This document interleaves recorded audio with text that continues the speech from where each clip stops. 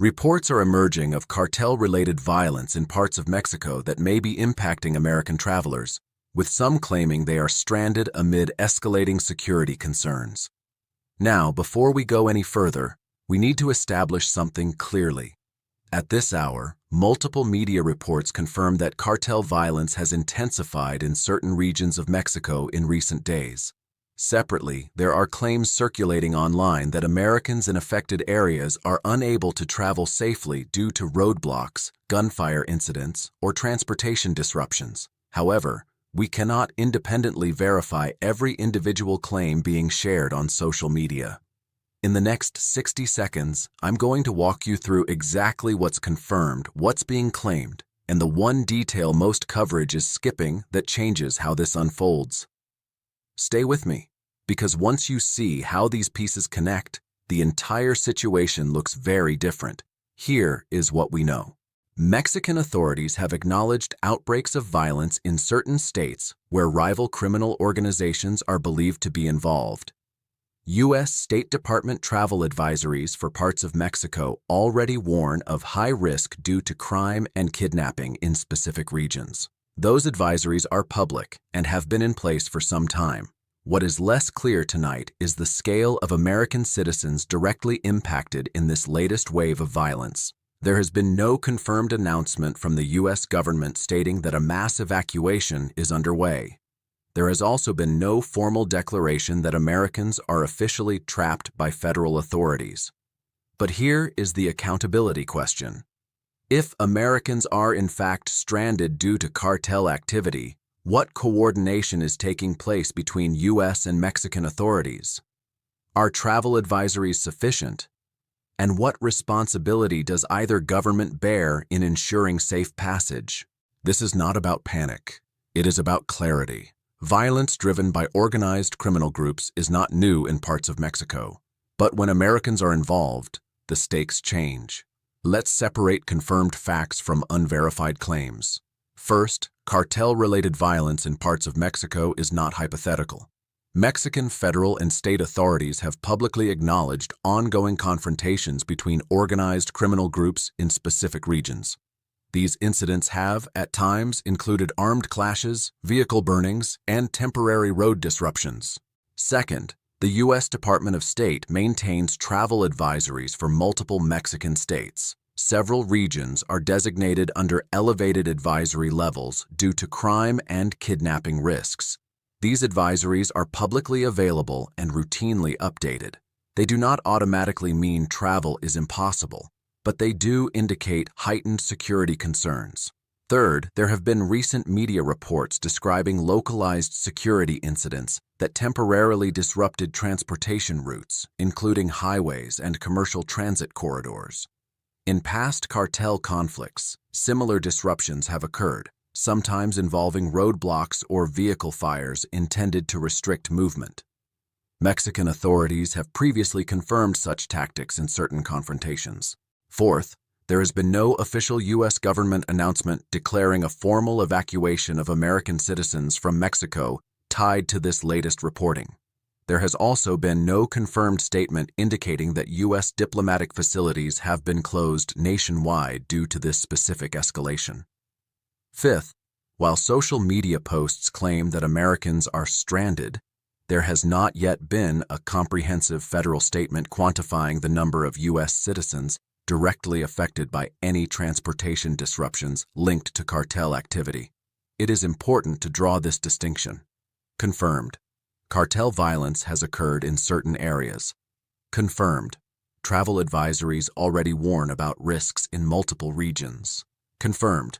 Some transportation disruptions have been reported locally. Not confirmed. A widespread, officially declared situation of Americans being unable to leave Mexico. Not confirmed.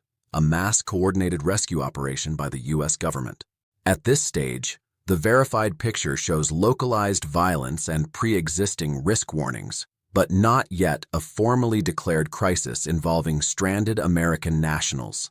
That context matters. Now, we separate what's being claimed from what is actually confirmed. The headline framing, "Americans Stranded in Mexico," is spreading fast. And to be clear, There are credible reports of Americans and other travelers facing disruptions after cartel-linked violence, including flight interruptions and road blockages in parts of western Mexico. But here's where claims start to outrun verified reality.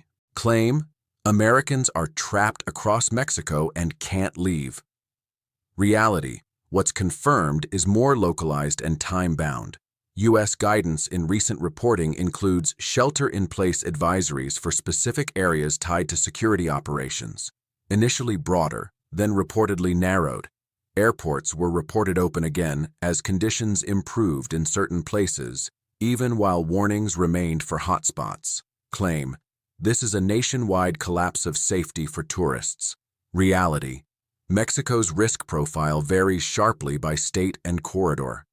The State Department's Mexico advisories have long flagged specific regions for elevated crime kidnapping risk, and the new disruptions appear connected to a major cartel-related development and subsequent retaliatory actions in defined zones. Claim: the U.S. government is launching an evacuation. Reality: as of the latest reporting surfaced here, there is no confirmed federal announcement of a mass evacuation operation. What we do have are advisories, airline disruptions in some routes, and accounts of travelers delayed or rerouted, some returning home after being stranded temporarily. And here's the detail most coverage skips. When violence spikes, information becomes uneven. Social media can exaggerate scale, while official statements can lag real conditions on the ground. That's exactly why disciplined reporting matters. So the most responsible conclusion tonight is this: there are credible, confirmed disruptions affecting travelers in specific areas, but sweeping entire country narratives are not verified. Now we ask the harder question. When cartel violence disrupts travel and Americans are caught in the middle, even temporarily, who is responsible for preventing that risk and who is accountable when it escalates? First, Mexico retains sovereign responsibility for security within its borders. Cartel activity, law enforcement responses, and internal stability fall under Mexican federal and state authorities. That is not political commentary, it is jurisdictional reality. Second, the United States government has a duty to inform and protect its citizens abroad to the extent possible. That responsibility typically takes the form of travel advisories, embassy alerts, coordination with local authorities, and emergency consular support. Here is the tension. Travel advisories for high-risk regions of Mexico have existed for years. In some states, the advisory level is "do not travel." In others, it urges reconsideration. Those warnings are public and accessible. So if Americans choose to travel to regions under elevated advisory levels, does responsibility shift entirely to the traveler? Or does government still bear a broader duty to anticipate instability? That is where accountability becomes complicated. Who benefits from the current system? Cartels benefit from instability. Fear amplifies their leverage. Economic disruption increases pressure on local authorities. Political leaders, on both sides of the border, often benefit from narratives that serve domestic agendas.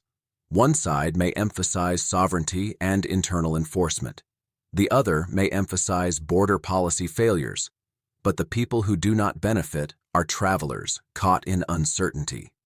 There is also an institutional question worth asking carefully. Are travel advisories detailed and dynamic enough to reflect rapidly evolving cartel conflicts? Or are they too broad to help Americans make informed decisions about specific cities and transit corridors? If violence spikes in a single region and travelers are stranded even temporarily, was the warning system adequate? That is not an accusation. It is a structural question. Because when security threats are persistent rather than sudden, preparedness becomes policy, and policy demands accountability. When cartel violence disrupts travel and Americans find themselves delayed, rerouted, or uncertain about how to leave safely, the impact is immediate and personal. Flights are missed. Hotel stays are extended unexpectedly. Families back home panic. Employers scramble. What begins as a regional security incident quickly becomes a cross-border ripple effect. But beyond inconvenience, there is a deeper issue: trust. Americans rely on two systems when traveling abroad. First, they rely on the host nation's ability to maintain basic public order. Second, they rely on their own government's ability to provide clear warnings and, when necessary, assistance. If either system appears strained, confidence erodes. It is important not to exaggerate. There is no confirmed nationwide shutdown. There is no official declaration that Americans are broadly unable to leave Mexico. Airports in many regions continue to operate. Millions of Americans travel safely to and from Mexico each year. But when even localized cartel violence temporarily disrupts mobility, it exposes vulnerability. It forces a question many travelers do not ask until something goes wrong. How quickly can conditions change? And that question matters beyond tourism. Cross-border business, medical travel, family visits, trade corridors all depend on predictable security.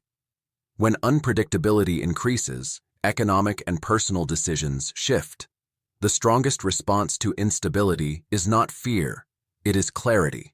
Clear advisories, clear communication, clear coordination between governments.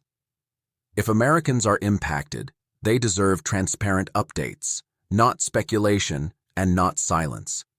Tonight, the confirmed facts show localized violence and reported travel disruptions in specific regions. The unanswered questions center on preparedness, communication, and contingency planning. We will continue to separate confirmed developments from online exaggeration. We will continue to focus on accountability without inflaming panic. Subscribe for updates, we follow the facts,